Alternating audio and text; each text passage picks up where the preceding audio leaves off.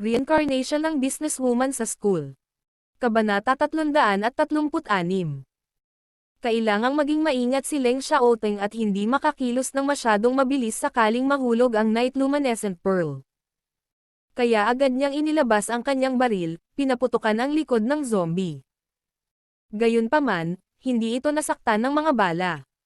Walang silbi ang baril o kutsilyo. Ang takot lang nito sa apoy at liwanag. Sinabi ni Guning kay Leng Xiaoteng.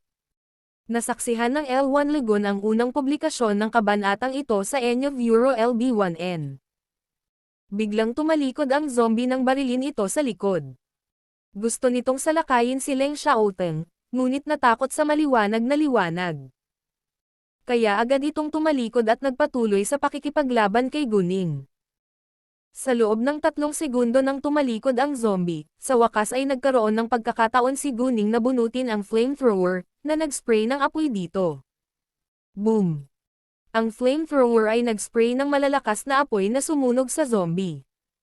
Napasigaw ito at napatalon sa sobrang sakit. Agad na naglabas si Guning ng isang bote ng gasolina at ibinuhos ito sa zombie. Ang gasolina ay agad na nag-apoy ng mas malakas na apoy. Medyo nakakakilabot ang naghihirap na sigaw ng zombie at napakabango nito. Ang 3 lalaki sa unang anteroom ay nakaramdam ng takot sa nakakakilabot na sigaw, at hindi ito parang boses ng tao.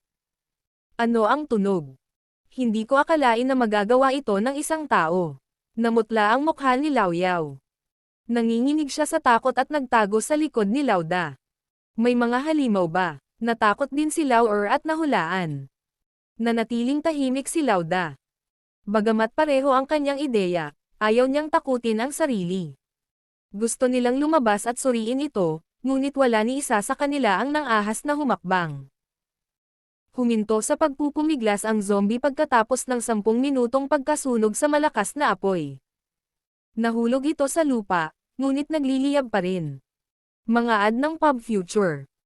Tila madali para kay Guning na patayin ang zombie, ngunit dahil lang ito sa flamethrower.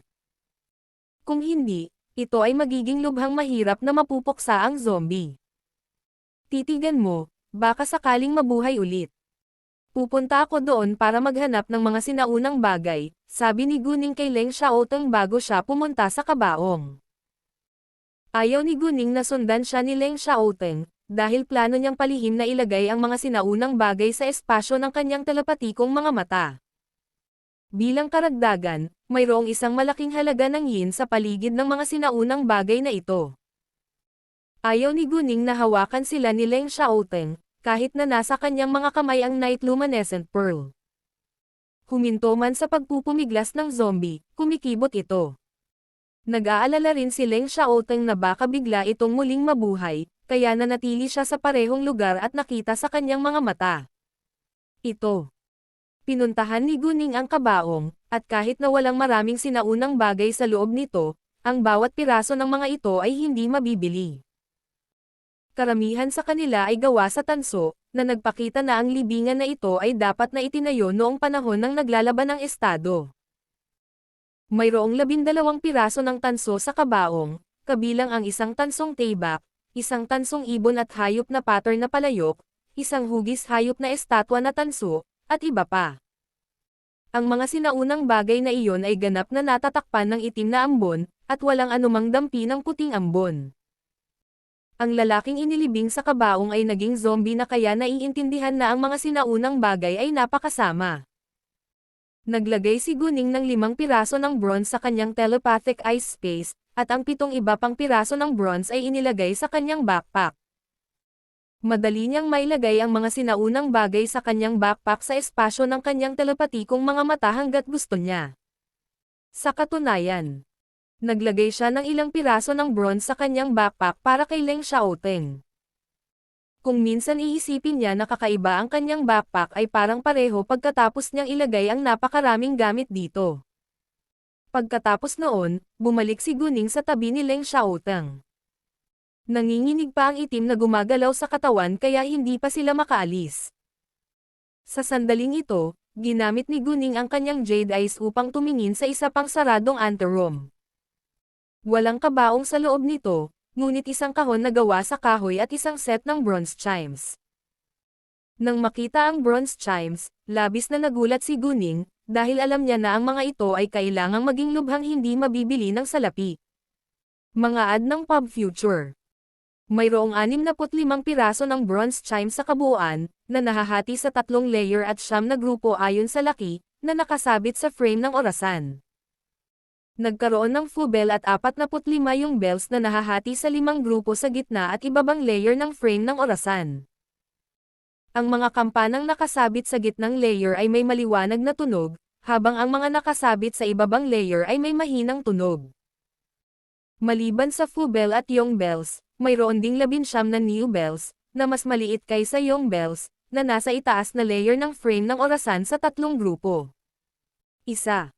Noong 19XX, sa libingan ng Eastern Zhou Dynasty, 2 set ng bronze chimes ang nahukay. Ang isang grupo ay binubuo ng 9 na piraso, ang isa ay 7. Ang mga bronze chimes ay pinalamutian ng maganda, at maayos ang pagkakagawa.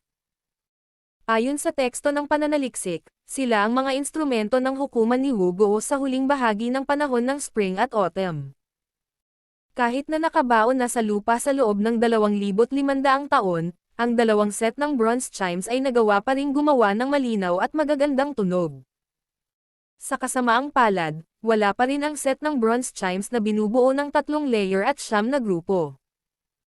Kung ang hanay ng mga bronze chime na ito sa sinaunang libingan ay natuklasan, ito ay magiging sanhi ng isang mahusay na sensasyon sa musika, sining at mga anti-gong industriya. Maraming sikat na museo ang ipaglalaban ito. Dito, ang buong set ay bukod sa hindi bababa sa ilang bilyong yuan, na tahimik kapana-panabik. At sa kahoy na kahon ay may iba pang mga sinaunang bagay. Sa sorpresa ni Guning, ang lahat ng mga sinaunang bagay sa anteroom na ito ay puro natatakpan ng natural na kapangyarihan. Nag-isip sandali si Guning at naisip niya ito. Ang mga sinaunang bagay na natuklasan niya ay inilibing kasama ng isang lalaki, na malamang na pinahirapan bago siya pinatay. Kaya ang mga sinaunang bagay na iyon ay naapektuhan ng kanyang matinding puot. At ang anteroom na ito kung saan inilagay ang set ng bronze chimes ay nakahiwalay sa isang iyon, kaya walang yin sa loob nito. Hindi mahirap kunin ang mga sinaunang bagay sa kahon na gawa sa kahoy, ngunit ang set ng bronze chimes ay masyadong mabigat para dalhin. Sa pagkakataong iyon, kinailangan itong ilagay ni Guning sa espasyo ng kanyang telepatikong mga mata, at kailangan niyang iwasan si Leng Xiaoteng. Kaya, sinabi ni Guning kay Leng Xiaoteng, "Xiaoteng, maaari kang manatili dito at lalabas ako para tingnan. Kung nag-aalala ka sa akin, maaari kang tumayo sa pintuan ng anteroom na ito, nakatitig sa zombie na ito at nakabantay sa akin." Nang marinig iyon, syempre nag-alala si Leng Xiaoteng sa kaligtasan ni Guning, ngunit nakompromiso siya sa huli. Hindi kalayuan ang anteroom kung saan aalis si Guning. May kaunting distansya lamang na 4 na metro.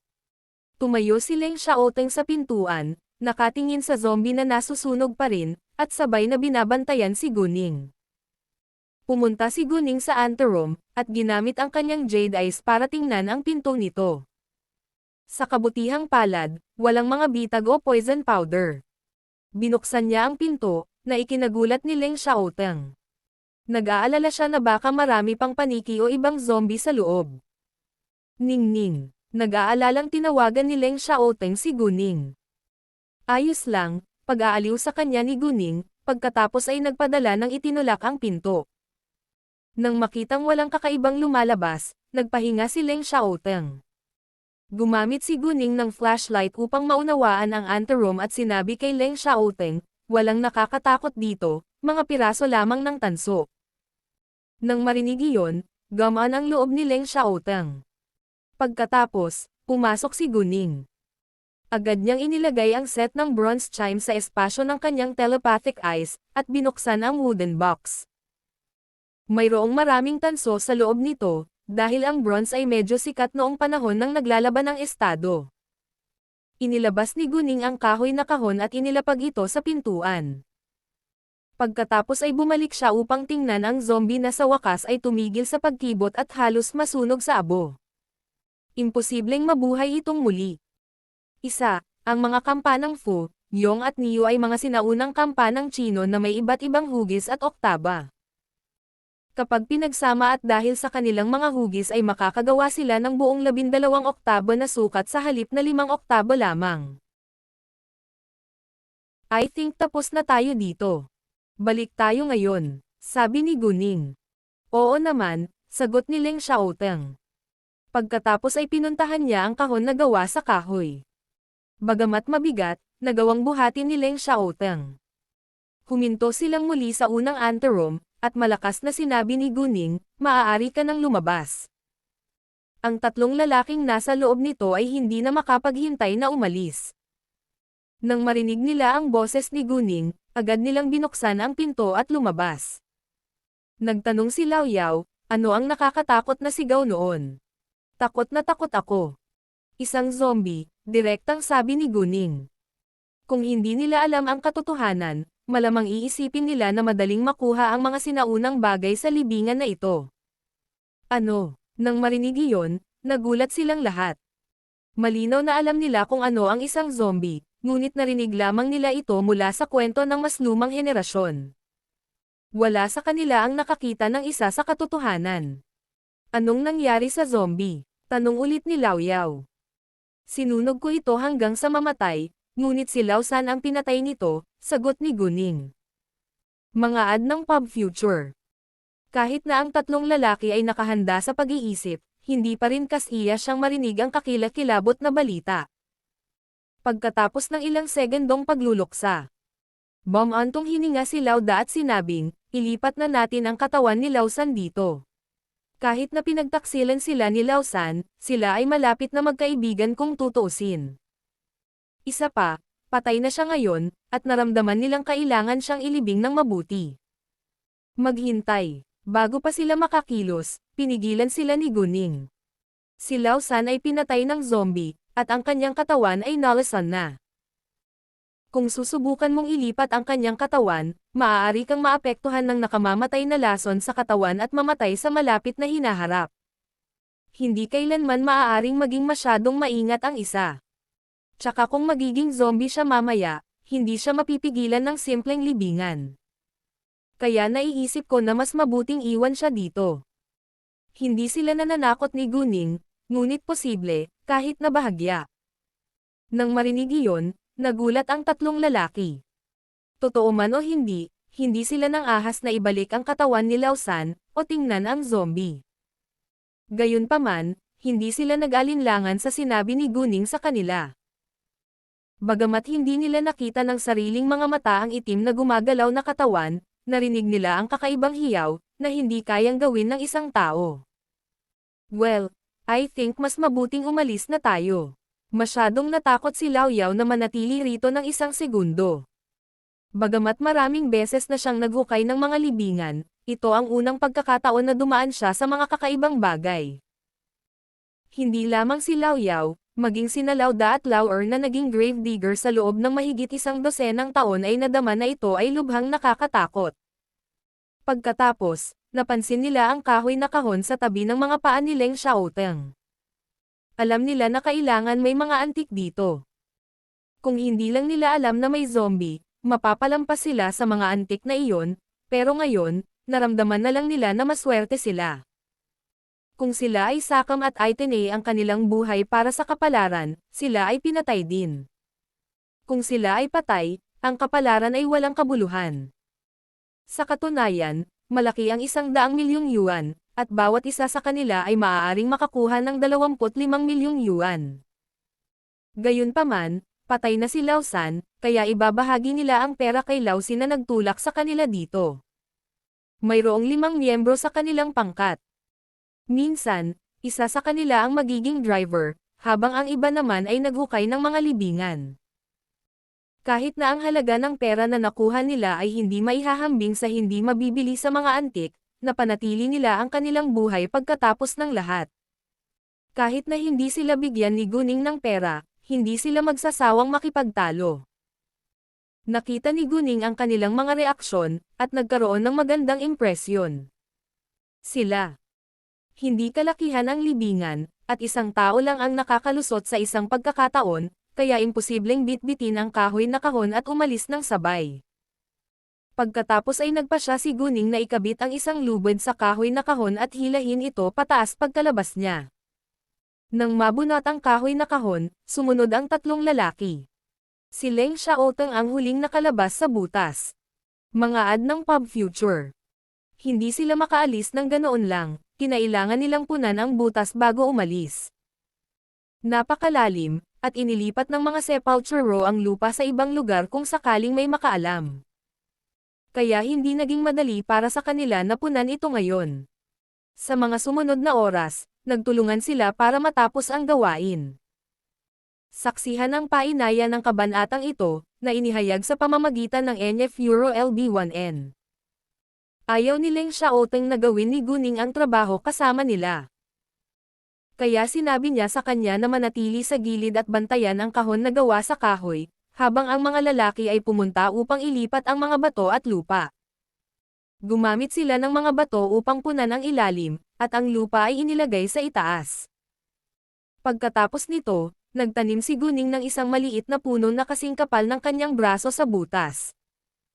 Well, after what we've been together, I bet you trust me to some extent now.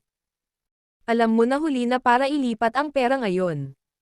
Kaya iniisip ko na dapat tayong bumalik sa bahay at manatili sa hotel ng isang gabi.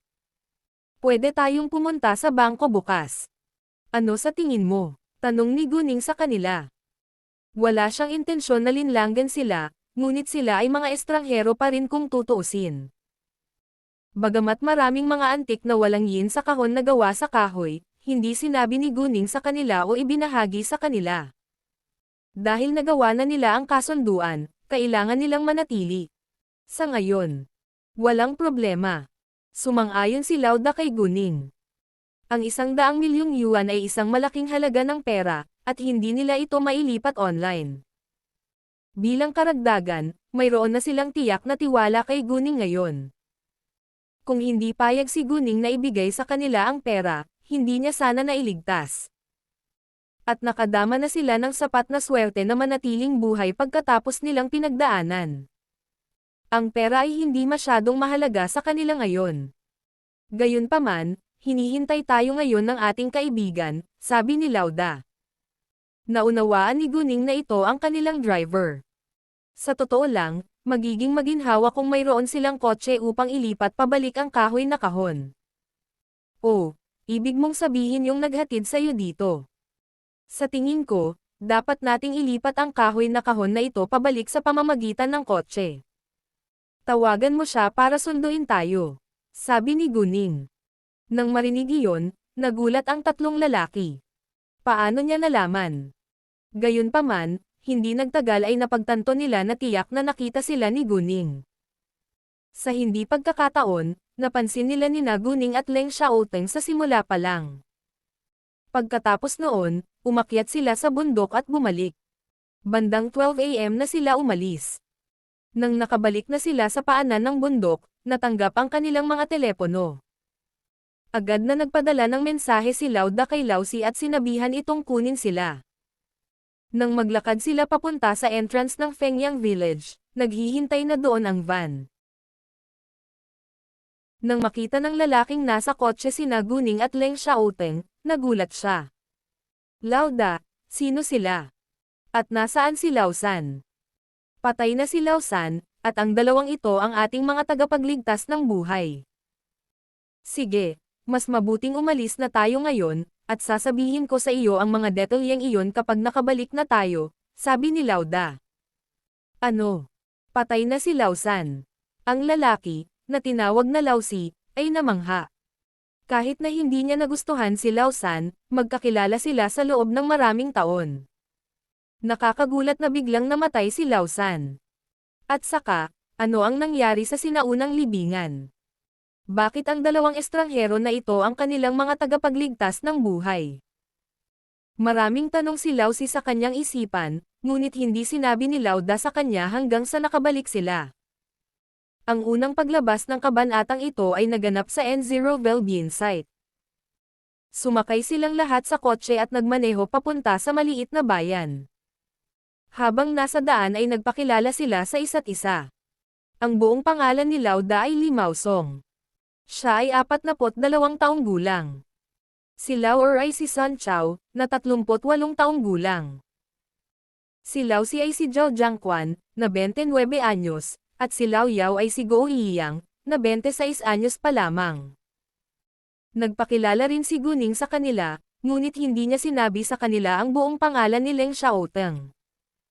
Sinabi lang niya sa kanila na ang pangalan ng pamilya ni Leng Xiaoteng ay Leng. Maliban dito, sinabi rin niya sa kanila na sila ni Leng Xiaoteng ay mag-asawa. Nagpalitan sina Limao Song at Guning ng mga numero ng telepono para makontak siya ni Limao Song. Makalipas ang halos 10 minuto, nakarating sila sa parking lot at huminto sa tabi ng sasakyan ni Leng Xiaoteng. Bumaba si Leng Xiaoteng at inilipat ang kahon na gawa sa kahoy sa trunk ng kanyang sasakyan. Naghanda sila ng isang malaking malita sa bowl. Inilagay ni Leng Xiaoteng ang mga sinaunang bagay sa malaking malita at saka dinala pabalik sa kanilang silid sa hotel. Masyadong kapansin-pansin kung bitbit nila ang kahon na gawa sa kahoy. Nag-order si Guning ng 2 silid para sa 4 na lalaki, at ang 2 silid ay nasa tabi mismo ng tinutuluyan ni Guning at Leng Xiaoteng. Sinadya ito ni Guning para pakalmayan ang pag-aalala ng 4 na lalaki. Pagkatapos noon, bumalik sina Guning at Leng Xiaoteng sa kanilang silid, habang si Limao Song at ang iba ay pumasok sa iisang silid, dahil marami silang dapat pag-usapan. Mga ad ng pub future. Ano ang nakuha mo? Tanong ni Zhao Jiangquan nang pumasok sila sa loob. Wala, sagot ni Limao Song. Ano? Bakit? Nagulat si Zhao Jiangquan. Muntik na tayong mamatay doon. Sinong nagmamalasakit sa mga antigo? Seryosong sabi ni Sun Chao. Pagkatapos ay sinabi niya kay Zhao Jiangquan ang kanilang pinagdaanan sa sinaunang libingan. Inikat ni Zhao Jiangquan ang kanyang mga mata sa gulat at nakaramdam ng takot. Isang zombie. Jesus, ito ay totoo. At pinatay ng zombie si Lao San. Hindi sila sinisi ni Zhao Jiangquan dahil nakipagkasundo sila kay Guning, dahil gagawin din niya ang parehong bagay. Ang buhay ay mas mahalaga kaysa sa pera. Isinakripisyo ni Lao San ang kanyang buhay para sa pera, at napatay sa huli. Gayunpaman, mapagkakatiwalaan ba natin sila? Tanong ni Zhao Jiangquan. Nag-aalala siya na magsisinungaling si Guning sa kanila. May tiwala ako sa kanila. Kung ayaw nilang ibigay sa amin ang 200,000 yuan, iniwan na lang nila kami sa libingan. Bukod dito, iniligtas niya kami pagkatapos ng lahat. Kung ayaw niyang ibigay sa amin ang pera, wala kaming sasabihin, sabi ni Limao Song. Sige, walang kwenta kung mag-isip pa. Magpahinga na tayo. Alam nila na walang kabuluhan ang pag-iisip tungkol dito sa ngayon, at lahat sila ay sumang-ayon kay Limao Song, kaya hindi na nila ito pinag-uusapan. Umalis sina Lao at Lao Si patungo sa isa pang silid pagkatapos. Nang gabing iyon, natutulog sina Guning at Leng Xiaoteng na parang mga sanggol, ngunit halos hindi makatulog ang 4 na lalaki. Bagaman walang silbi ang pag-aalala, hindi nila maiwasang gawin ito. Kinabukasan bandang alas 7 ng umaga, bumangon ang 4 na lalaki at nagtipon sa isang silid, naghihintay kay Guning.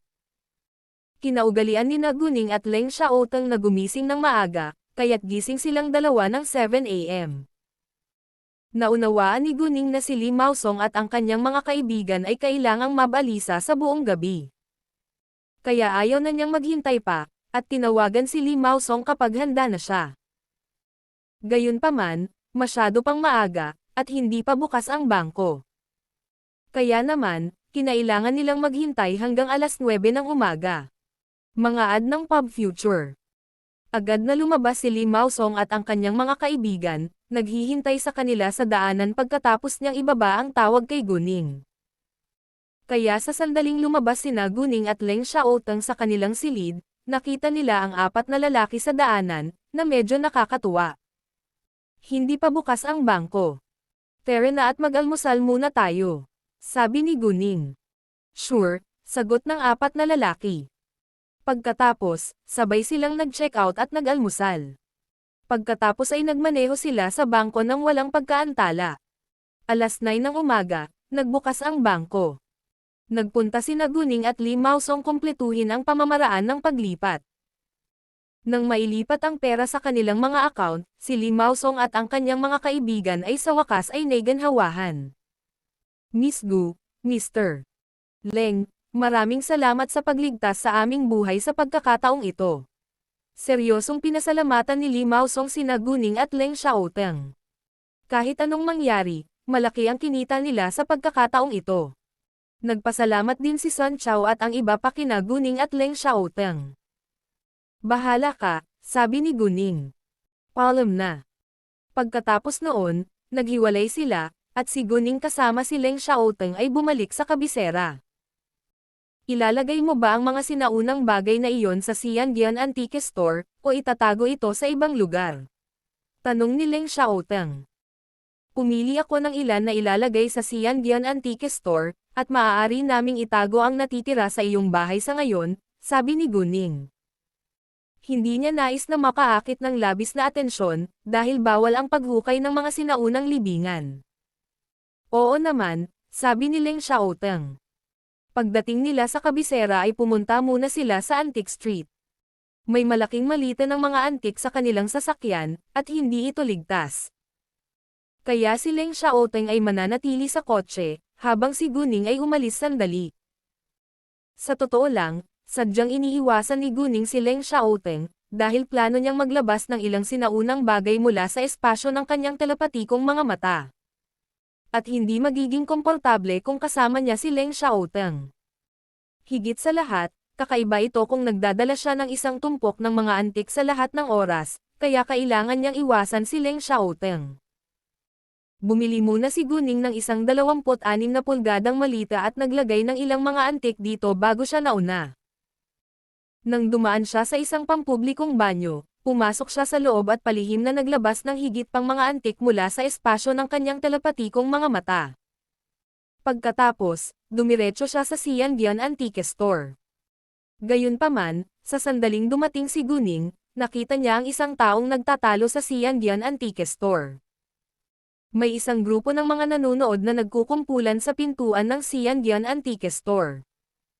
At galit na nagtatalo ang isang lalaki sa loob, Chen Darong. Kakabenta lang ni Master Luo ng Xiandian Antique Store, at sinisimulan mo nang sirain ang reputasyon nito. Malinaw na peke ang teapot na ito, ngunit inaangkin mo na ito ay totoo. Nasayang ko ang 200,000 yuan dito, at kailangan mo akong bayaran. Kung hindi, tatawag ako ng pulis. Ang grupo ng mga nanonood ay sumabog sa mga talakayan. Hindi pwede. Niloloko ng Xiandian Antique Store ang mga mamimili. Ang Xiandian Antique Store ay maaaring hindi pa ito nagawa noon, ngunit mahirap sabihin ngayon dahil nagbago ang amo nito. Eksakto, ang mga negosyante ay nagmamalasakit lamang sa kita. Sa tingin ko ay sinisira ng bagong boss ang reputasyon ng Xiandian Antique Store. Totoo. Hindi naman nagpanik si Chen Darong bagkos ay mahinahong tumingin sa medyo may edad na lalaki na nanggugulo sa tindahan. Ginoo. Wow, sigurado ka ba na ito ang teapot na binili mo sa Xiandian Antique Store? Si Mr. Wu ay nagpatakbo ng isang restaurant sa labas ng Antigang Kalye. Siya ay mayaman at mahilig mangolekta ng mga antigo. Sa kasamaang palad, wala siyang masyadong alam tungkol sa mga antigo. Niloloko mo ba ako? Kung hindi, hindi ako pupunta dito. Pareho ito ng larawan. Nagalit si Mr. Wu. Talaga. Let me check muna, sabi ni Chen Darong. Pagkatapos ay ibinigay ni Mr. Wu ang teapot kay Chen Darong nang walang pag-aalinlangan, na parang hindi siya nagsisinungaling. Tiningnan ni Chen Darong ang teapot pagkatapos ay sinabi, tama ka. Kapareho nga ito ng nasa larawan, ngunit may ibang bagay. Saan? Kinabahan si Mr. Wu, at tumangging paniwalaan ito. Malinaw na sinadya ni Mr. Wu na gumawa ng kaguluhan sa kanila. Parehong alam iyon ni Chen Darong at Guning, na nasa labas. Ngumisi si Chen Darong at nagtanong, dala mo ba ang larawan? Maaari ko itong ituro para sa iyo. Mga ad ng Pub Future. Nang makita si Chen Darong na sobrang kumpiyansa, si Mr. Wu, sa halip, nag-alinlangan. May kakaiba ba talaga? Napaisip siya. Imposible. Ito ay isang eksaktong replika ng tunay. Paano ito naiiba? Parang wala kang picture na kasama mo. Huwag kang mag-alala. I do, ngumiti si Chen Darong matapos manatiling tahimik si Mr. Wu nang matagal. Jian, pumunta ka at kunin ang kontrata ng tsarera para sa akin. Ang pagbili ng mga tunay na antigo ay nangangailangan ng pagpirma ng isang kontrata sa pagitan ng nagbebenta at bumibili. Hindi lamang ang kontrata ng teksto, kundi pati na rin ang mga full-scale na high-definition na mga larawan ng mga bagay na kailangang pirmahan, upang maiwasan ang mga ganitong bagay na mangyari. Ang ilang mga tao ay maaaring bumili ng mga tunay na antigo, at gumamit ng mga pekeng para mangikil ng pera. Walang problema. Si Jian ay isang manggagawa sa Xiangyuan Antique Store. Agad siyang pumunta sa document room. Sa oras na ito, mas nakaramdam ng kaba si Mr. Wu, dahil ang tsarera na ito ay hindi ang tunay. Kahit na ito ay isang eksaktong replika, ito ay pekeng. Gayunpaman, hindi siya maaaring umatras ngayon. Saglit na nag-iisip, pinilit ni Mr. Wu na harapin ito. Ibinigay ni Jian kay Chen Darong ang kontratang pinirmahan nila ni Mr. Wu, ngunit hindi ito agad binuksan ni Chen Darong. Sa halip, seryoso niyang sinabi kay Mr. Wu, Mr. Wu, hindi ko alam kung bakit kailangan mong gawin ito ngayon, ngunit kung handa kang itigil ito ngayon, at humingi ng tawad, maaari akong magpanggap na walang nangyari. Kung pipilitin mo, hindi ako magpapakita ng anumang simpatiya. Si Mr. Wu, gayunpaman, ay nakaramdam ng kahihiyan. Kung itinigil niya ito ngayon, nangangahulugan ito na inamin niya na ginamit niya ang replika para subukang mangikil ng pera, na medyo nakakahiya. Kaya't si Ji Wu ay nakipagtalo sa galit, Chen Darong, huwag mo akong takutin. Binili ko nga itong teapot sa Xiangyuan Antique Store. Binaliwala ni Ji Wu ang mas masamang resulta na mangyayari kung ang kanyang pamamaraan ay direktang nalantad sa publiko sa huli. Well, since you insist, hindi mo ako masisisi. Hindi na nag-aksaya si Chen Darong na makipagtalo kay Mr. Wu. Sa katunayan, ang pinakamalinaw na patunay ay hindi ang pagkakaiba sa pagitan ng isang ito at ng isang nasa larawan, ngunit ang teapot na ito ay bagong gawa. May amoy usok din sa paligid. Pagkasabi niyan, tumingin ng diretso si Chen Darong kay Mr. Wu. Ginoo. Wu, sa tingin ko masyado kang naiinip at tanga. Nang marinig iyon, nagulat ang lahat. Ano? Fake ba? Alam kong hindi gagawa ng ganoong bagay ang Xiangyuan Antique Store. Eksakto, sa tingin ko ay napakawalandian ni Mr. Wu na subukang bitag ang Xiangyuan Antique Store. Mga ad ng pub future. Sumasang-ayon ako. Karamihan sa mga tao ay piniling maniwala sa Xiangyuan Antique Store, kaya lahat sila ay ipinagtanggol si Chen Darong. Ito ay kalokohan. Nagtaas ng boses si Mr. Wu sa galit, ngunit hindi siya kumpiyansa. Hindi niya inasahan na si Chen Darong ay may ganoong katalas na pangamoy. To be exact, hindi niya alam na magkakaroon ng amoy usok sa paligid ng bagong gawang teapot. Hindi naman nairita si Chen Darong. Kung hindi ka naniniwala sa akin, maaari mong imbitahan si Master Zuo na pumunta dito. Si Master Zuo ay isang pambahay na pangalan sa Antai-gang Kalye. Siya ay parehong isang anti-gang dalubhasa at isang mahusay na gumagawa ng mga handicrafts. Ang lahat ay may malaking paggalang sa kanya, at siya ay kilala sa kanyang katapatan. Sa makatuwid, kapag nagpakita si Master Zuo, naniniwala ang mga tao sa kanya. Pagkarinig nun, nagpanik si Wu. Sinubukan niyang kunin ang tsarera, ngunit pinigilan siya ni Chen Darong. Ang kanyang aksyon ay lubos na naglantad sa kanyang pakana. Jian, tumawag ka ng pulis. Si Chen Darong ay isang mabait na tao, ngunit hindi duwag. Dahil pinilit ni Mr. Wu na ipahiya ang kanyang sarili sa publiko, hindi siya magsasawang tulungan siya. At malaki rin ang pagkakataon na makapagbigay siya ng halimbawa, kung minsan mauulit ang ganoong bagay. Nakiusap kaagad si Mr. Wu kay Chen Daong, Mr. Chen, kasalanan ko ang lahat. Patawarin mo ako sa pagkakataong ito. Ipinapangako ko na hindi ko na uulitin. Gayunpaman, hindi siya pinansin ni Chen Daong. Nang makita iyon, gustong tumakas ni Mr. Wu, ngunit nahuli siya ni Chen Daong. Chen Daong, buti pa bitawan mo na ako, baka paghihiganti ka ng pinsan ko. Nagbanta si Mr. Wu. Ang pinsan ni Mr. Wu ay ang boss ng Gayan Antique Store na matatagpuan din sa Antique Street na ito, at ang pangalan niya ay Zhang Hongcheng. Sa sandaling binanggit ni Mr. Wu si Zhang Hongcheng, maraming tao ang nagsimulang mapagtanto ang maruming sikreto sa likod ng pakana ni Mr. Wu. Ang Gayan Antique Store ay hindi malayo sa Xiangyuan Antique Store. Bagamat sikat din ang Gayan Antique Store, hindi ito maihahambing sa Xiangyuan Antique Store. Sa makatuwid, ang Xiangyuan Antique Store ay palaging kalaban ng Gayan Antique Store. Ang dating boss ng Xiangyuan Antique Store ay miyembro ng Antiques Association, kaya hindi nang ahas si Zhang Hongming na guluhin siya, kahit na malakas din ang suporta ni Zhang Hongming.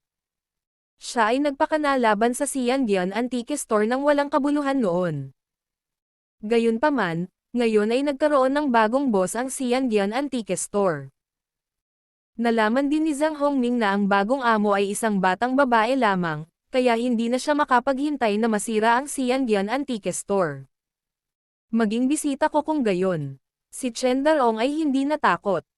Ikaw, galit si Mr. Wu. Hindi nagtagal, dumating ang mga pulis at dinala si Mr. Wu. Naghiwa-hiwalay din ang mga tao mamaya. Hindi pumasok si Guning hanggang noon. Nang makita si Guning na paparating, agad na lumabas si Chen Daong para salubungin siya. Ikinagalak kong makilala ka, boss. Kumusta? Nagdala ako ng ilang tunay na mga antigo upang ibenta, sabi ni Guning. Hindi man lang niya binanggit ang nangyari, ngunit lubos siyang nasisiyahan sa paraan ng paghawak ni Chen Daong. Mga antigo talaga. Mga antigo talaga. Sa sandaling matapos ni Guning ang kanyang pangungusap, dalawang nagulat na boses ang sabay na tumunog. Ang isa ay mula kay Chen Daong, habang ang isa ay mula sa labas ng pinto. Napatingin sina Guning at Chen Daong sa boses.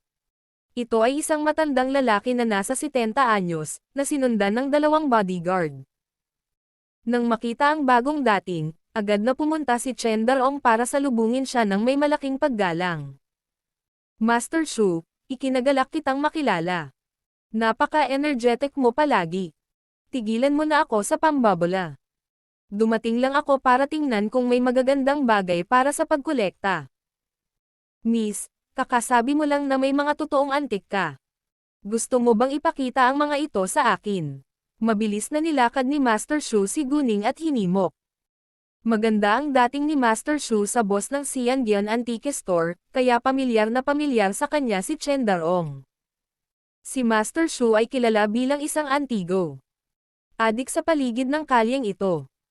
Magiliw na ngumiti si Guning at sinabi, "Oo naman, mangyaring sundan ako, Master Shu." Pagkatapos ay ginabayan ni Guning si Master Shu sa lounge. Umupo sila sa lounge. Binuksan ni Guning ang kanyang malita, at ipinakita ang mga antik sa kanilang paningin. Mayroong 5 piraso ng tanso sa kabuuan, kabilang ang isang tansong punyal, isang tansong sibat at iba pa. Maliban sa bronze, mayroon ding 5 iba pang sinaunang bagay, tulad ng pastel plate, isang pare ng pastel dragon at phoenix bowls, isang Chongzhen blue at white pen holder, at iba pa. Parehong nagulat sina Chen Daong at Master Shu nang makita nila ang 10 sinaunang bagay. Mga ad ng Pub Future. Boss, totoo ba ang lahat ng ito? Tanong ni Chen Daong, at hindi makapaniwala sa kanyang mga mata. Ito ay masyadong hindi kapanipaniwala upang maging totoo.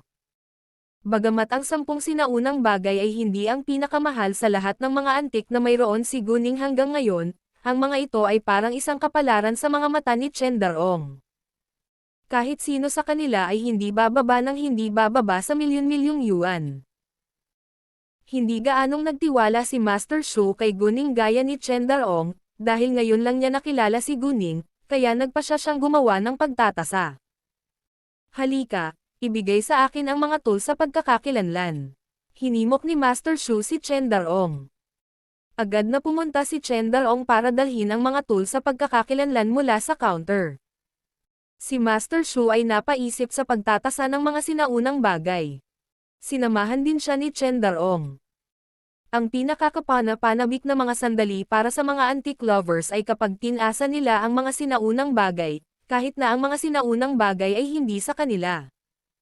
Totoo, tuwang-tuwa si Master Shu matapos matukoy ang unang sinaunang bagay. Pagkatapos, isa-isang tinaya ni Master Shu at Chen Daong ang iba pang mga sinaunang bagay. Sa mga oras na iyon, lalo silang nasa sabik. Nang matapos nilang suriin ang lahat, itinuro ni Master Shu ang ilang sinaunang bagay at tinanong si Guning. Miss, magkano ang mga presyo nila? Bagamat mahirap makakuha ng mga tunay na antik, iba-iba ang panlasa ng mga tao tungkol sa koleksyon, kaya bibili lang si Master Shu ng kung ano ang gusto niya. Magkano sa tingin mo ang halaga nila? Tanong ni Guning kay Master Shu. Walang eksaktong mga presyo para sa mga antigo, mga tinatayang lamang. Sa aking karanasan, ang bawat isa sa kanila ay nagkakahalaga ng halos 3 milyong yuan. Gusto mo bang ibenta ang mga ito sa akin sa halagang 3 milyong yuan bawat isa? Tanong ni Master Shu. Binigyan niya si Guning ng makatwirang presyo. Maaari mo lang akong bayaran ng 8 milyong yuan sa kabuuan, sabi ni Guning. Nabili niya ang mga anti-gong iyon sa presyong libu-libong yuan bawat isa, kaya wala siyang pakialam dito. Presyo. Nang marinig iyon, nagulat si Master Shu. Talaga? Sa tingin mo ba ito ay isang kumikitang deal? Mga ad ng Pub Future. Bagamat kailangan niyang maging napakayaman kung binili niya ang Xiangyan Antique Store, isa siyang businesswoman kung tutuusin. At ang pinakamahalagang bagay para sa isang babaeng negosyante ay ang kumita. Siyempre naman. At gusto ko rin makipagkaibigan sa'yo. Mangyaring huwag pansinin ang katotohanan na ako ay napakabata, sabi ni Guning. Naunawaan niya na si Master Shu ay mula sa isang makapangyarihang pamilya, at hindi makakasama sa kanya ang makipagkaibigan sa kanya. Haha, haha. Malaki. Gusto ko ang iyong pagkatao. Tumawa si Master Shu at sumang-ayon. Kahit na si Guning ay isang batang babae lamang, siya ay mature at matatag, na nag-iwan ng magandang impresyon kay Master Shu. Pinahahalagahan niya ang kanyang kakayahan at na-curious din siya sa kanya. Well, I personally like porcelain, but one of my old friends likes bronze. Hayaan mong tawagan ko siya ngayon. At sabihin sa kanya na tumingin dito. Nakipagkaibigan lang si Master Shu kay Guning, at hindi na siya makapaghintay na tulungan si Guning na makahikayat ng mas maraming kliyente. Maraming salamat, sabi ni Guning. Ang kasiyahan ko, sagot ni Master Shu. At tinawag niya ang kanyang matanda. Kaibigan sabay. Gayunpaman, bago pa makapagsalita si Master Shu. Nang sagutin ang telepono, ang isa pang matandang lalaki ay nagsabi sa telepono ng walang pagkaantala, "Hoy, bumalik ka na ba sa kabisera? Kakadating ko lang, at nasa Antique Street ako ngayon. Ayaw mo ba ng bronze? Mayroong ilang piraso ng bronze sa Xiangyan Antique Store. Halika at tingnan mo," sabi ni Master Shu.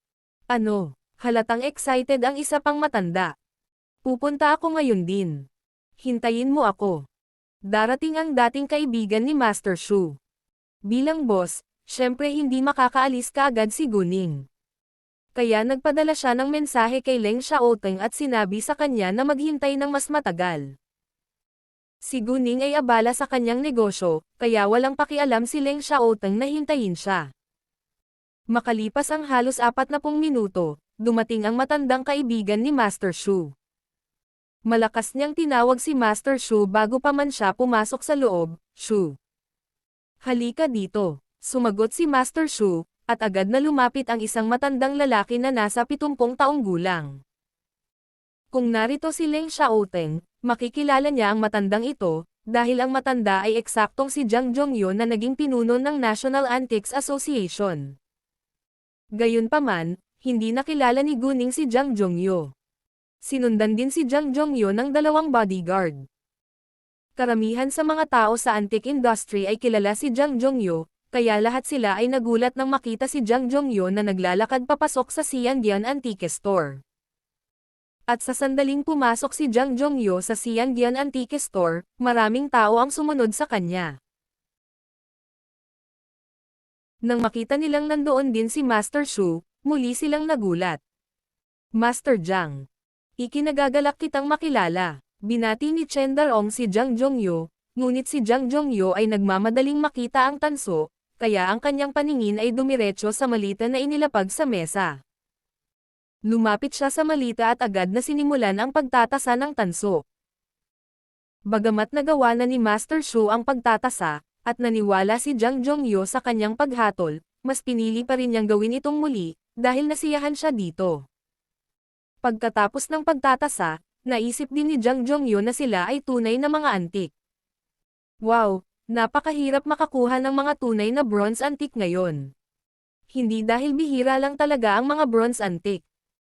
Ngunit dahil maraming sinaunang libingan na may halaga sa kasaysayan ang nahukay na at lahat ng nahukay na sinaunang bagay ay inilagay sa National Museum. Kaya napakabihirang makita ang mga ito sa palengke. Ang mga tansong antigo na ipinakita sa pambansang museo ay magagamit lamang para sa panonood. At ang mga mahilig sa antigo ay maaari lamang mangolekta ng tanso sa merkado kung mayroong anumang magagamit. Nang marinig ng karamihan na ang lahat ng sinaunang bagay ay totoo, sila ay namangha. Bagamat hindi karaniwan na may mga tunay na antigo sa isang tindahan ng anti-gang, hindi karaniwan na makakita ng napakarami. Bilang karagdagan, si Master Zhang ay pumunta dito upang gawin ang pagtatasa ng personal. Kung ang balita ay mapupunta sa ibang bansa, maraming mamimili ang darating upang kunin ang mga antigo na tinaya ni Master Zhang. Minsan, ang mga tao ay nangolekta ng isang anti-gang hindi dahil ito ay totoo, ngunit dahil sa impluwensya ng pagtatasa. Isang karangalan para sa isang anti-gang collector ang magkaroon ng isang antigo na tinaya ng isang sikat na eksperto. Ano sa tingin mo? Tanong ni Master Shu. Ang orihinal na hitsura ng kabanatang ito ay matatagpuan sa Enyo Bureau Els1N. Gusto ko ang bronze dagger na ito, ngunit sa kasamaang palad, hindi ito ang paborito kong bronze. Si Zhang Zhongyo ay hindi nabigo, ngunit nadama na ito ay isang kahihiyan. Anong uri ng tanso ang gusto mo, Master Zhang? Tanong ni Guning. Nagdala siya ng maraming uri ng tansong antigo. Siguro nasa kanya ang gusto ni Zhang Zhongyo. Kung mayroong tansong antik na gustong-gusto ni Zhang Zhongyo, handang kunin ito ni Guning. Tumingin si Zhang Zhongyo kay Guning.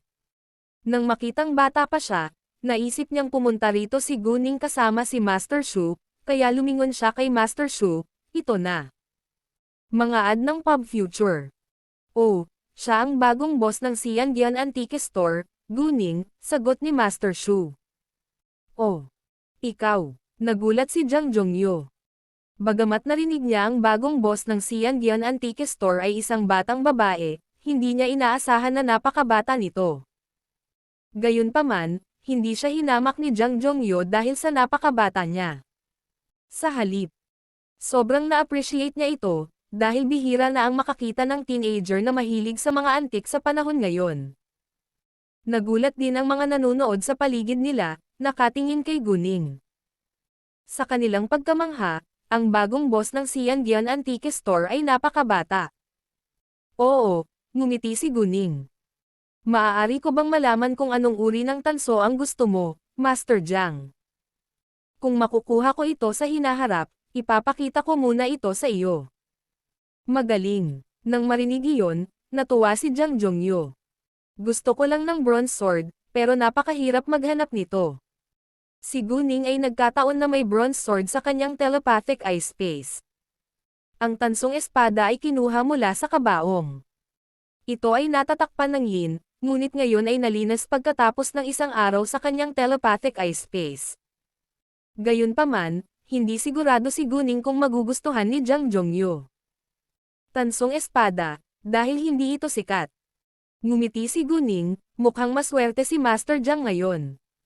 Mayroon akong tansong espada, ngunit hindi ako sigurado na magugustuhan mo ito. Talaga. Pakipakita sa akin ngayon din. Si Jang Jongyo ay natuwa at hinimok. Siyempre, pero hayaan mo akong makuha. Nasa kotse ko na nakaparada sa parking lot, sabi ni Guning na tumayo. Nagulat ang lahat na mag-iiwan si Guning ng isang tunay na antik sa kanyang sasakyan. Hindi ba siya natakot na ito ay ninakaw? Kinabahan siya ni Jang Jongyo, naiwan mo ba ito sa parking lot? Hindi ka ba natatakot na ito ay mana ko? Mga ad ng Pub Future. Ngumiti si Guning at nagpaliwanag, ito ay binabantayan ng isang tao, kaya ito ay ligtas. Nang marinig iyon, napahinga si Jang Jongyo. Kung gayon, kunin mo na. Udyok niya ulit. Oo naman, sabi ni Guning. Gayunpaman, nang makalakad pa siya ng ilang hakbang sa unahan, tinawag siya muli ni Master Jang, sandali. Inalis mo ba ang tansong espada dahil kailangan mo ito para sa ibang bagay? Bagamat gusto ni Jang Jongyo na magkaroon ng bronze sword, ayaw niyang bawiin ito kay Guning. Hindi ko ito dinala dito dahil hindi kayang tumanggap ng malita ng ganoong car aming mga antik, paliwanag ni Guning. Nang marinig iyon, gamaan ang loob ni Jang Jongyo, at muli siyang hinimok, mahusay iyan. Pakiusap kunin ito ngayon din. Umalis si Guning, ngunit hindi siya pumunta sa parking lot. Sa halip, nang masigurado niyang walang sumusunod sa kanya, pumunta siyang muli sa banyo, at kinuha ang tansong espada mula sa kanyang telepatikong espasyo sa mata. Binalot niya ito ng tela, pagkatapos ay bumalik sa Xiangyan Antique Store. Pagkaalis ni Guning, ilang antique lovers na humanga kay Jang Jongyo ang pumunta sa Xiangyan Antique Store, at bumili ng dalawang antique. Ang isa ay ang pastel plate at ang isa ay isang bronze glass. Ang mga ito ay naibenta sa halagang 6.6 milyong yuan sa kabuuan. Kasama ang transportasyon kay Master Shu, ang Xiangyan Antique Store ay gumawa ng 14.6 million yuan ngayon, na siyang pinakamataas na araw-araw na naabot ng Xiangyan Antique Store. Nakakuha sila ng higit 10 milyong yuan sa isang araw bago ito, ngunit mas mababa pa rin ito kaysa sa ating mga ngayon. At saka, hindi pa tapos ngayon. Malamang nabibilhin ni Master Jang ang bronze sword na dinadala ni Guning. Pagkaraan ng halos 10 minuto, bumalik si Guning. Agad na tumabi ang mga tao para palampasin siya, sakaling masira nila ang mahalagang antik sa kanyang mga kamay. Pumunta si Jang Jongyo upang salubungin si Guning sa sandaling lumitaw ito sa kanyang paningin. Hindi na siya makapaghintay na makita ang bronze sword, ngunit gaano man siya kasabik, hindi niya ito inalis kaagad sa mga kamay ni Guning.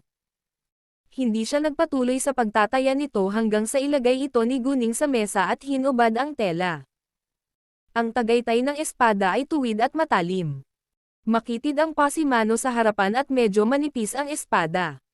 Ito ay ganap na nakast at mahusay na napanatili.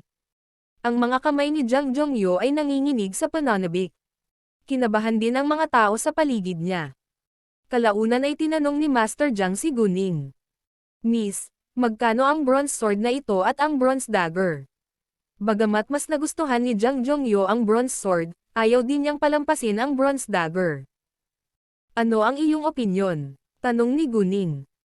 Ang dalawang tansong espadang ito at ang tansong punyal ay maislan na ginawa, lalo na itong tansong espada. May Hachan Jade na nakalagay sa hilt, kaya dapat ay isang marangal na tao ang may-ari nito.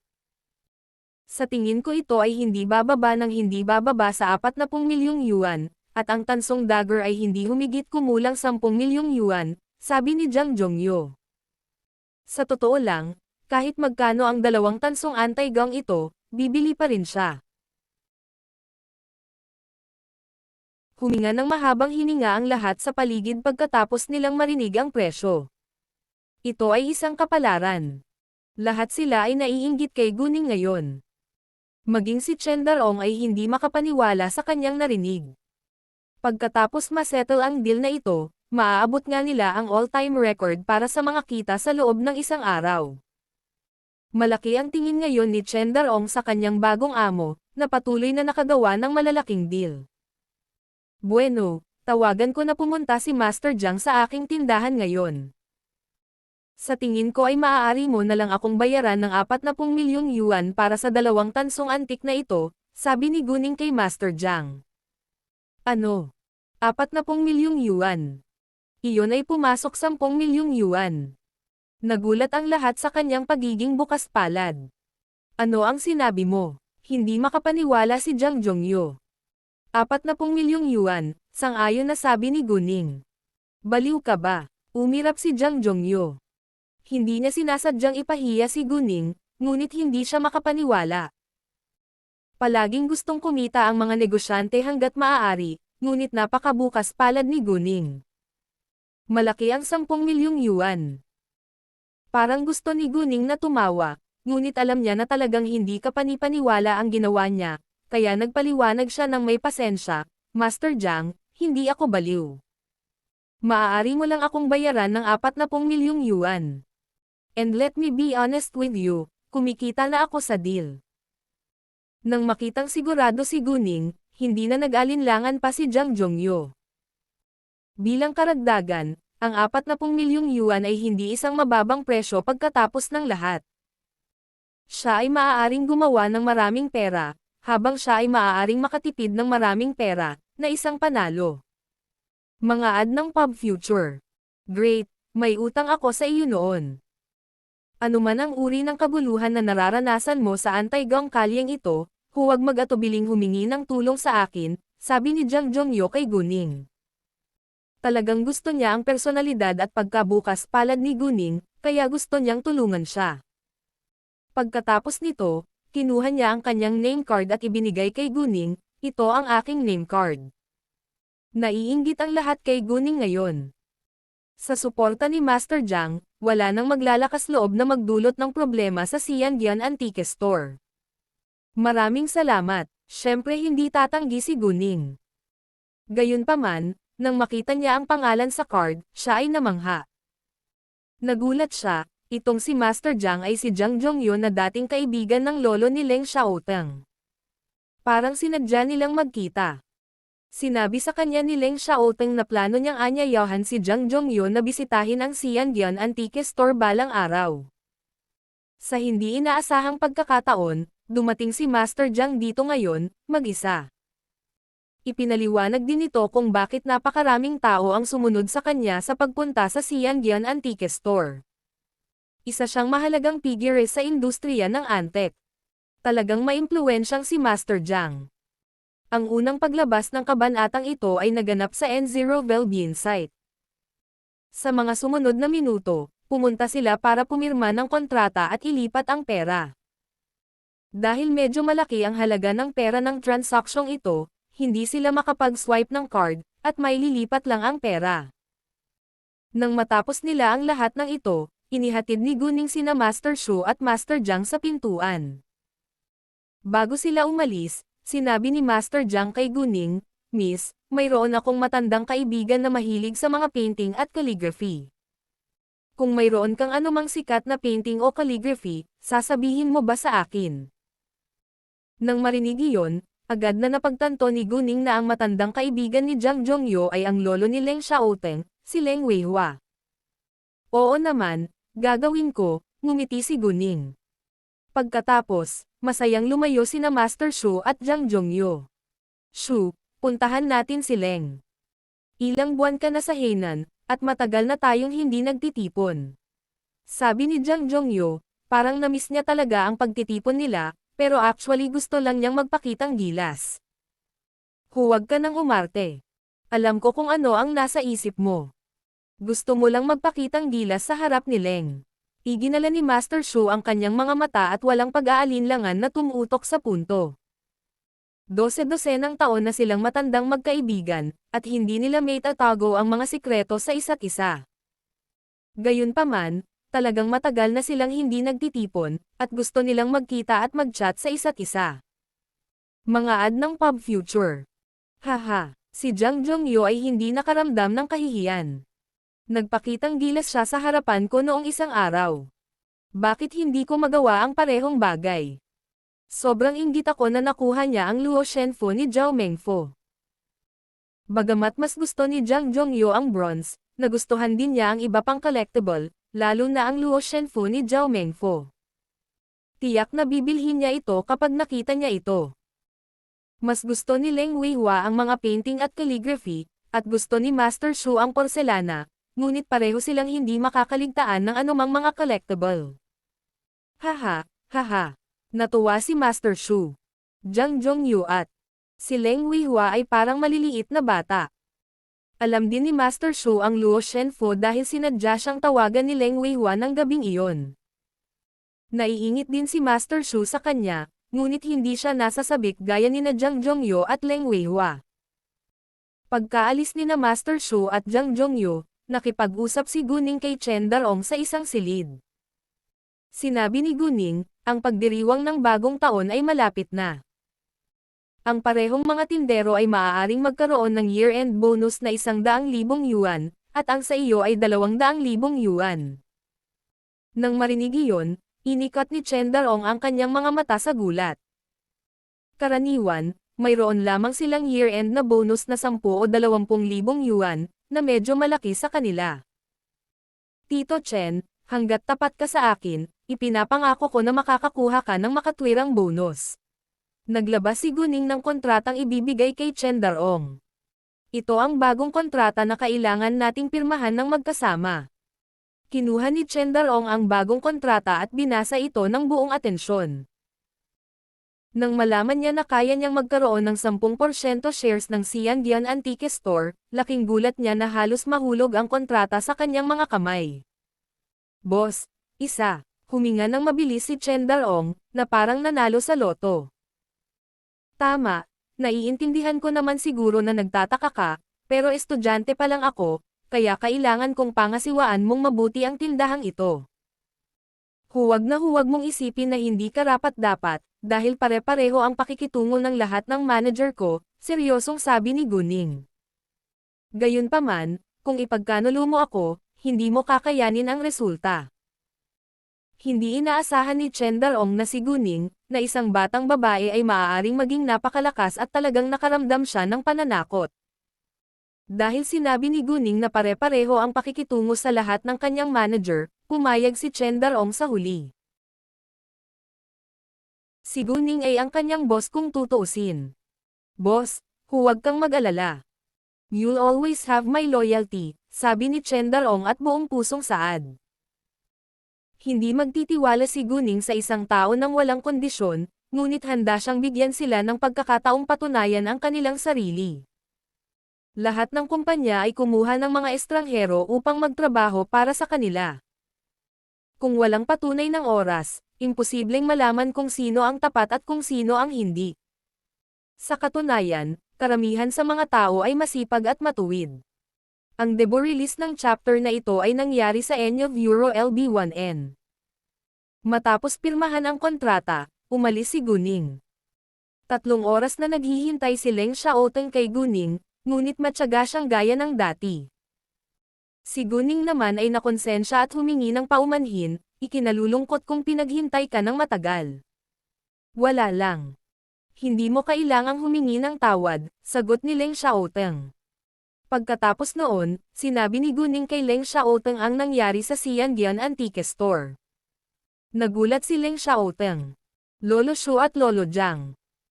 Ang dalawang master na iyon ay matalik na kaibigan ni Leng Weihua at kilala niya si Leng Xiaoteng mula pa noong bata pa siya.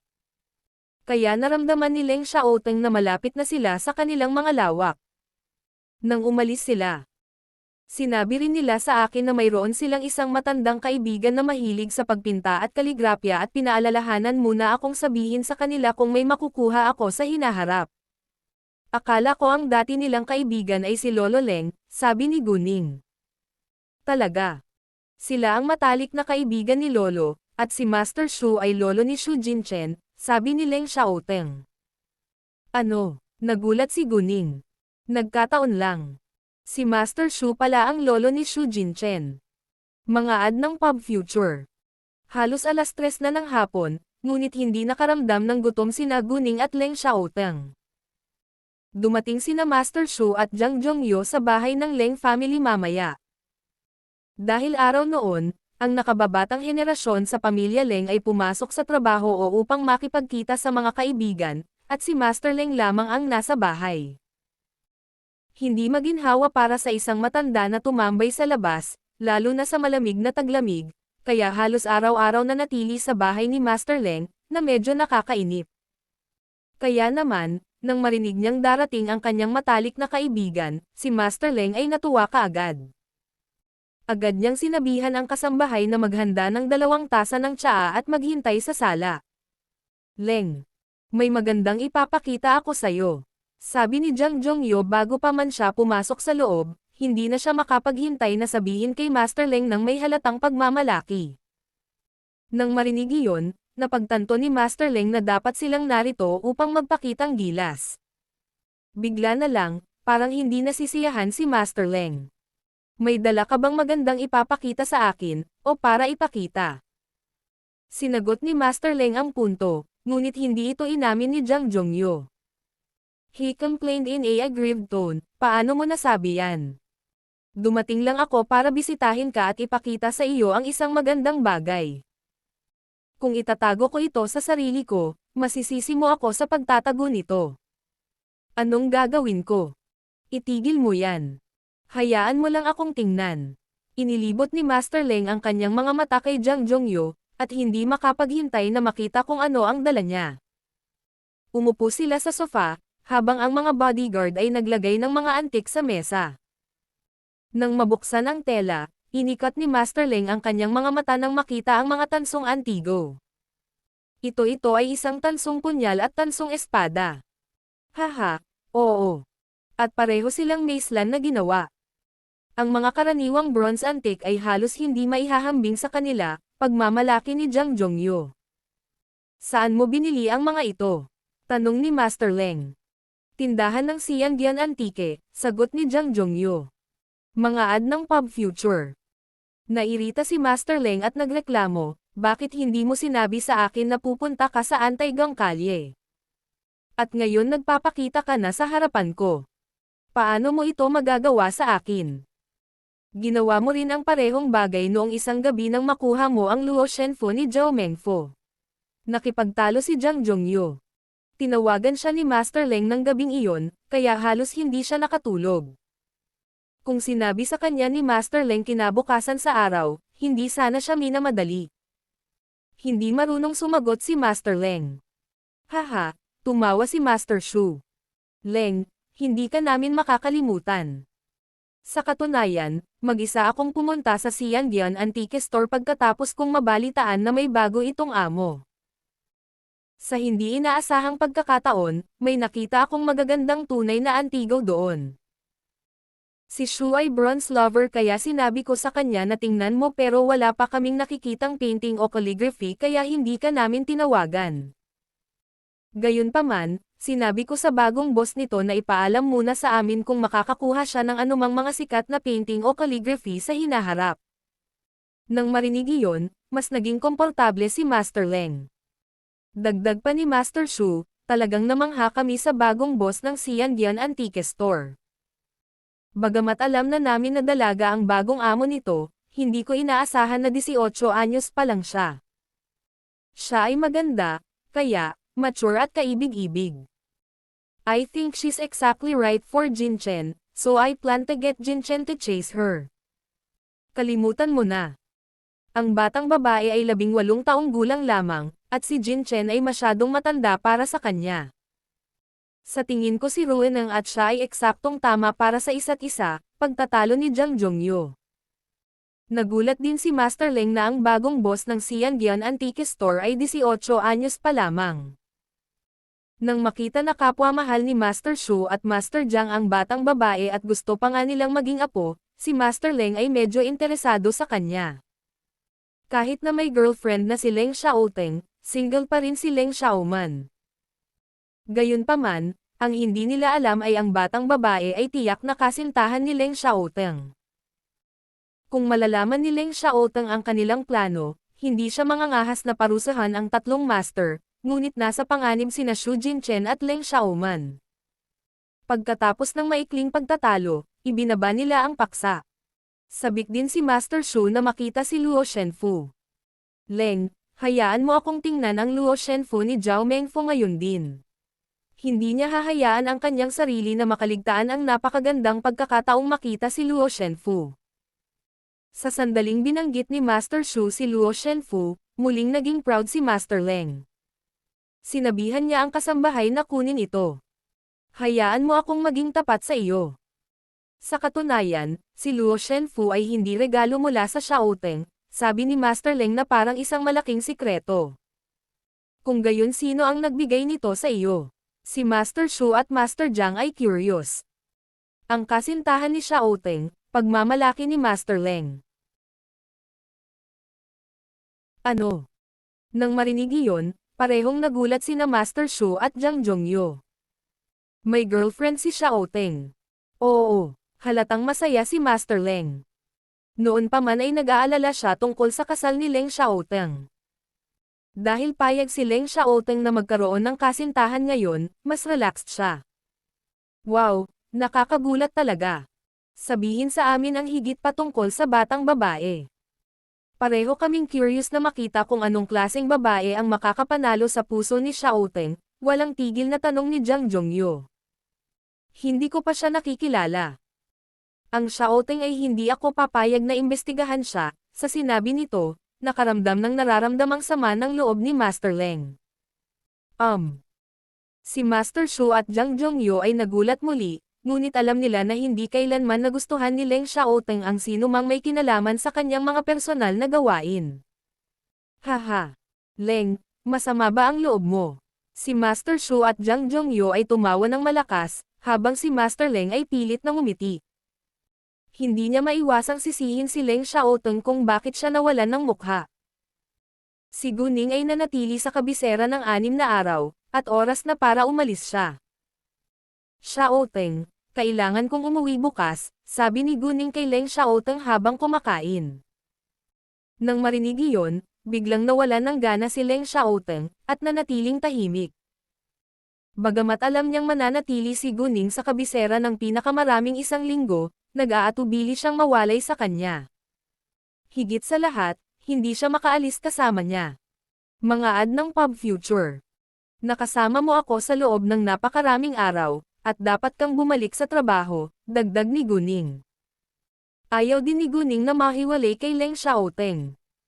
Ngunit naisip niya na ang kanilang karera ay kasing halaga ng kanilang relasyon, kaya naniwala siya na kailangang bumalik sa trabaho ngayon si Leng Xiaoteng. Oo naman, sagot ni Leng Xiaoteng. Kailan ang flight mo bukas? Sa umaga.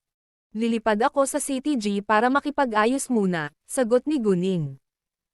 Dahil alam niyang pupunta si Guning sa CTG, hindi nasisiyahan si Leng Xiaoteng. Lalo na sinabi ni Guning na may haharapin siya doon, nag-aalala siyang bumaling siya sa Sitoye. Naunawaan ni Guning kung ano ang nasa isip ni Leng Xiaoteng, ngunit hindi niya maipapangako na hindi siya makikipagkita kay Sitoye dahil lang sa hindi siya nasisiyahan dito. Hindi siya sigurado kung makikilala niya si Sitoye sa CTG. Nakadepende ang lahat. Bukod dito, hindi puputulan ni Guning ang koneksyon kay Sitoye dahil lang sa gusto niya ito. Magkaibigan sila pagkatapos ng lahat, at kailangan niya ng suporta ng Qinggang. Gayunpaman, talagang hindi niya bibigyan si Sitoye ng anumang pagkakataon o manligaw sa kanya. Tatanggihan niya ito kapag sinabi nito sa kanya ang tungkol sa nararamdaman nito sa kanya. At bahala na si Sitoye kung gugustuhin pa rin niyang maging kaibigan siya pagkatapos niyang tanggihan siya.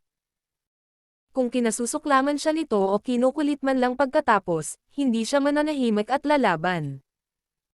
Pagkatapos kumain, pumunta sina Guning at Leng Xiaoteng upang tingnan ang gusali ng opisina bago sila bumalik sa bahay ni Leng Xiaoteng. Sa sandaling bumalik sila sa bahay, idiniin ni Leng Xiaoteng si Guning sa kama at hinalikan siya ng ligaw upang ilabas ang kanyang emosyon. Habang umuusad ang halik, nasasabik si Leng Xiaoteng sa paghawak sa katawan ni Guning. Agad siyang pinigilan ni Guning. Xiaoteng. May period pa ako. Ang sinabi ni Guning ay parang isang balde ng malamig na tubig na ibinuhos kay Leng Xiaoteng mula ulo hanggang paa, ngunit nag-aalab pa rin ang kanyang sekswal na pagnanasa. Siyempre, ayaw niyang saktan siya, pero ayaw din niyang maligo ng malamig. Sa huli, gumawa siya ng desisyon na parusahan siya sa pamamagitan ng paggamit sa kanyang mga kamay.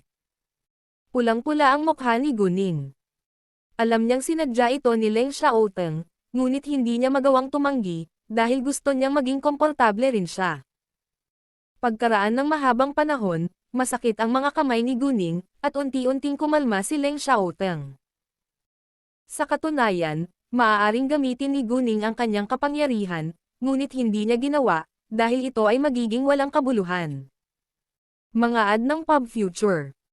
Bumalik si Zhang Zhongyo sa bahay ng Zhang family, at sinabi sa kanyang pamilya na may kasintahan si Leng Xiaoteng habang kumakain. Biglang sinabi ni Zhang Zhenghua, "Oh, hindi ba siya ang nagligtas kay Haoyang? I bet siya ang girlfriend ni Leng Xiaoteng." Ano? Ang babaeng nagligtas kay Haoyang ay ang kasintahan ni Xiaoteng. Nang marinig iyon, ang mga miyembro ng Zhang family ay namangha. "Sigurado ka ba?" Tanong ni Zhang Zhongyo. "Hindi 100%, pero nakita ko na sobrang nagmamalasakit si Leng Xiaoteng sa kanya. At hawak niya ang kamay niya sa gilid ng higaan ng pasyente sa buong oras sa ospital," sabi ni Zhang Zhenghua. Kung ganoon ay maaaring totoo. Ang Xiaoteng ay hindi kailanman nakakalapit sa isang babae. Talagang nagulat ako na ang kasintahan ni Xiaoteng ang nagligtas kay Haoyang. Sa tingin ko, hindi siya simple ayon sa kanyang liksi. Curious si Zhang Zhongyo tungkol sa girlfriend ni Leng Xiaoteng ngayon. Hindi iyon binanggit ni Leng Weihua ngayon, marahil ay hindi rin niya alam ang tungkol dito. Bandang alas 7 ng gabi, lumabas sina Leng Xiaoteng at Guning para sabay na maghapunan. Inihatid ni Leng Xiaoteng si Guning sa trade center, at pumasok sa isang pribadong silid ng isang western restaurant. Pagpasok pa lang nila sa loob, ngunit hindi pa nakasara ang pinto, narinig ni Guning ang pamilyar na boses mula sa labas. Nagulat siya at tumingin sa harapan. Sa hindi pagkakataon, nakita niya ang dalawang mukha na hindi niya kilala. At ang kanyang mukha ay naging malamig ng walang malay. Chi Zaiyo, Tang Yaxen, nagkataon lang. Actually, she had not planned to act against them this time, kaya hindi niya pinansin, pero dahil aksidente niyang nakilala ang mga ito ngayon, sayang naman kung wala pa rin siyang gagawin. Naramdaman ni Leng Xiaoteng ang emosyonal na pagbabago ni Guning sa simula pa lang. Sinundan niya ito ng tingin para tumingin sa harapan. Bagamat nakita niya ang kanilang likuran, nakilala niya sila bilang mga taong nakipagkompetensya sa kanya para sa The Injured Lion ni Xu Beihong. Palaging nararamdaman ni Leng Xiaoteng na may matinding galit si Guning laban sa 2 taong iyon. Naisip niya na baka may sama ng loob sa pagitan nila, pero wala siyang alam na detalye. Mabilis na bumalik sa normal si Guning, ngunit ginamit niya ang kanyang Jade Eyes para sundan sila. Nagkataon, nakaupo sina Chi Zaiyo at Tang Yaxen sa katabi nilang silid. Ang pinagmulan ng debo ng kabanata na ito ay maaaring masubaybayan sa N0V3LB1N. Ibinalik ni Guning ang kanyang paningin at naisip kung paano sila tuturuan ng leksyon. Sa katunayan, napakadali para kay Guning na patayin sila ngayon, ngunit walang intensyon si Guning na hayaan silang mamatay ng ganoon kadali. Labis silang nagmamalasakit sa kapalaran at kasabihan, kaya't hindi niya sisirain ang kanilang kapalaran at sinabing bago sila itulak sa kamatayan ng hakbang-hakbang. Bukod dito, hindi sasaktan ni Guning ang kanyang sarili sa panahon ng kanyang paghihiganti, dahil mayroon siyang pamilya at isang kasintahan. Kailangan niyang gumawa ng mga allowance para sa resulta. Tinitingnan ni Guning kung ano ang ginagawa nila sa pribadong kwarto sa tabi ng pinto paminsan-minsan gamit ang kanyang Jade Eyes. Hindi nagtagal, tumayo si Tang Yaxen at umalis. Sinundan siya ng tingin ni Guning sa silid ng mga babae. Naramdaman ni Guning na isa itong magandang pagkakataon, kaya pumunta rin siya sa kwarto ng mga babae. Nang pumasok si Guning sa ladies' room, walang ibang tao sa paligid. Ginamit niya ang kanyang jade eyes para hanapin ang toilet compartment kung saan naroon si Tang Yaksan bago siya kumuha ng bote ng cleansing oil at ibinuhos ito sa lupa sa harap nito. Pagkatapos noon, nagtago si Guning sa tapat ng toilet compartment. Hindi nagtagal, itinulak ni Tang Yaksan ang pinto, natapakan ang panlinis na langis, at nadulas pa atras na may sumigaw. Sa malakas na tunog, nataman ni Tang Yaksan ang banyo na namumula at ang tubig ay patuloy na umaagos sa kanyang likod. Ang malakas na ingay ay nakakuha ng maraming atensyon mula sa ibang mga babae sa ibang mga toilet compartment, at lahat sila ay sabay-sabay na lumabas, kasama si Guning. "Miss, okay ka lang ba?" Agad na humakbang pasulong si Guning. "Tulungan na kita, ah."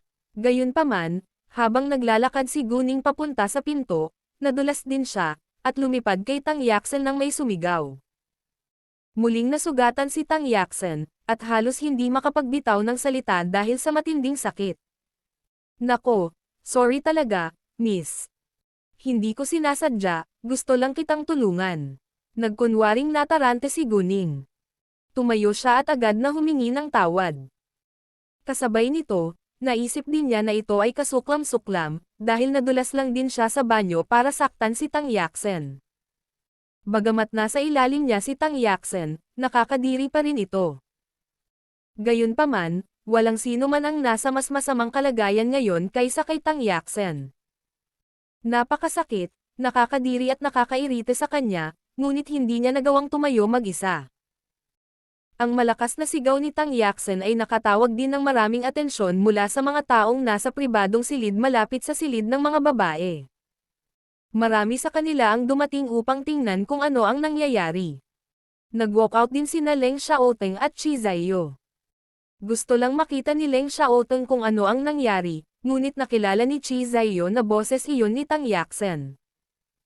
Ang naglilinis ay pumasok sa silid ng mga babae bago ang iba. Iniwasan niya ang langis sa lupa at tinulungang bumangon si Tang Yaksan. "Ikaw." Pinandilatan ni Tang Yaksan si Guning pagkatapos makabangon, ngunit hindi makapagsalita dahil sa sobrang sakit na kanyang nararamdaman. Ibinaba ni Guning ang kanyang ulo na parang inosente, ngunit sa totoo lang ay natatawa siya sa kanyang sarili. Nag-alala si Leng Xiaoteng matapos niyang malaman na ang masakit na hiyaw ay mula sa silid ng mga babae, dahil kagagaling lang doon ni Guning. Gayunpaman, bago siya magtanong ng mga detalye, isang babae na ay nalalayan ng dalawa pang babae ang lumabas sa silid ng mga babae, na sinundan ni Guning at iba pang mga babae. "Yaksan, anong nangyari?" Tumakbo si Chi Zaiyo sa kanya at hinawakan si Tang Yaksan. Ipinaliwanag ng tagapaglinis, nahulog lang ang babaeng ito sa kwarto ng mga babae. "Tara, punta tayo sa ospital." Inilagay ni Chi Zaiyo si Tang Yaksan sa kanyang likod nang walang pag-aalinlangan at umalis kaagad. Nang makita ang eksena kung saan dinala ni Chi Zaiyo si Tang Yaksan, nagmamadaling umalis, may isang dampi ng pagmamalaki na sumilay sa mga mata ni Guning, na nahuli ni Leng Xiaoteng. May pakiramdam siya na si Guning ay dapat nakasangkot sa aksidente. Naghiwa-hiwalay ang ibang mga tao, at bumalik si Guning sa pribadong silid kasama si Leng Xiaoteng. Pagkaupo nilang dalawa, nagtanong si Leng Xiaoteng, "Ikaw ba?" "Oo," pag-amin ni Guning. May gustong sabihin si Leng Xiaoteng, ngunit hindi ito sinabi. Gusto niyang malaman kung bakit, ngunit ayaw niyang inisin si Guning kung ito ay pribado. Naunawaan ni Guning ang nasa isip ni Leng Xiaoteng. "Kung may gusto kang itanong sa akin, magtanong ka lang. Anong sama ng loob sa inyong dalawa ang naging dahilan para gawin ninyo ito?" "Hismanga, mukhang malakas ang galit mo sa kanya sa tuwing makikita mo siya." "I'm not trying to invade your privacy, pero nag-aalala ako sa'yo." Bigla niyang naramdaman na marahil ay masyado niyang nirespeto ang privacy ni Guning dahil wala siyang ideya tungkol sa mga kaaway nito. Bilang kasintahan ni Guning, dapat ay alam niya ang mga kaibigan at mga kaaway nito, para matulungan siya nito. "Hanggang kamatayan ay kinamumuhian ko sila," sabi ni Guning, ngunit hindi niya sinabi kay Leng Xiaoteng ang buong katotohanan. "Alam ko na lagi kang naguguluhan kung bakit ang husay ko sa pakikipaglaban bilang senior high school student. Hayaan mong sabihin ko sa iyo ang dahilan ngayon. Dahil sa tutor ko. Ang kanyang pangalan ay Tang Ining. Siya ay anak ng Tang family sa kabisera. Ang babaeng ngayon mo lang nakita ay kapatid niya sa ama. Sa pagsasabi niyan, halatang galit si Guning. Iniisip kung ano ang nangyari sa kanyang nakaraang pagkakatawang tao, puno siya ng galit. 10 taon na ang nakalilipas. Dahil ang ina ni Tang Yaksen ay sadyang nasangkot sa kanyang kasal, ang aking tutor, ang ina ni Tang Ining ay naaksidente sa sasakyan dahil sa mental breakdown at nasa isang vegetative state. Pagkatapos noon, pinalitan ni Tang Yaksen at ng kanyang ina ang aking tutor na si Tang Ining at ang kanyang ina sa kanyang pamilya. Ang kawawang tutor ko ay itinapon ng kanyang ama sa isang dark killer organization para sa mahigpit na pagsasanay. At kinailangan niyang gumawa ng maraming maruruming gawain para sa Tang family pagkatapos. Hindi niya gustong gawin iyon, ngunit ang kanyang ina ay nasa mga kamay ng kanyang ama. Kung susuwayin niya ang utos ng kanyang ama, papatayin ng kanyang ama ang kanyang ina. Marami siyang ginawang kakilakilabot, ngunit iniligtas niya ako at tinuruan ako ng kung fu. Sa paningin ko, pamilya ko siya, pero pinatay siya ng half-sister niya. Kaya kailangan kong maghiganti para sa kanya. Gustong umiyak ngayon ni Guning, at nanginginig pa siya sa galit at kalungkutan sa kanyang mga mata na puno ng matinding puot. Lumapit si Leng Xiaoteng at hinawakan siya sa kanyang mga bisig. Huwag kang mag-alala. Tutulungan kita. Hindi, gagawin ko sa sarili ko, sabi ni Guning nang may determinasyon. Mabuti, ngunit kung kailangan mo ng anuman, ipaalam sa akin, sabi ni Leng Xiaoteng. Naunawaan niya na may lalabas lamang ni Guning ang kanyang galit sa pamamagitan ng paggawa nito ng mag-isa. Sa loob ng ilang segundo, kumalma si Guning. Pagkatapos kumain ay nanood muna sila ng sine bago umuwi. Para kay Tang Yaksen, ang kanyang sakit ay sa wakas ay naibsan, at siya ay nakapagsalita ng normal. Siya ay sumigaw sa galit tungkol sa pagrereklamo laban sa restaurant dahil may langis sa lupa sa ladies' room, ngunit siya ay pinigilan ni Chi Zaiyo. Nakaalis na sila sa restaurant, at nililinas na sana ang mantika. Kung walang pruweba, hindi nila magagawa ang reklamo. Kahit na matagumpay silang nagreklamo, ang paghingi ng tawad ay ang pinakamaraming makukuha nila na walang kabuluhan.